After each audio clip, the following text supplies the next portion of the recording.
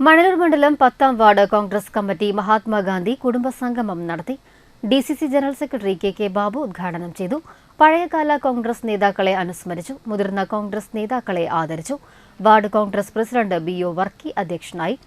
DCC general സെക്രട്ടറിമാരായ VG Asokan, KB Jayaram, block Congress president KS Deepan, മണ്ഡലം Congress president MV Arun, PT Johnson, Shijila Shaiju, Suresh Machingal, Jophy Chunkath എന്നിവർ സംസാരിച്ചു.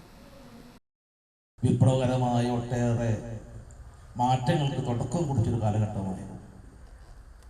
ഒരു നൂറ്റാണ്ട് മുമ്പ് അല്ലെങ്കിൽ ഏറെക്കാലം മുമ്പ് കോൺഗ്രസ് സൂര്യനസ്തമിക്കാത്ത ബ്രിട്ടീഷ് സാമ്രാജ്യത്തിന് പടവരുതാൻ അല്ലെങ്കിൽ പോരാടാൻ അതിശക്തമായ അടുത്തറയുള്ള പ്രസ്ഥാനമായി മുന്നോട്ട് പോയെങ്കിലും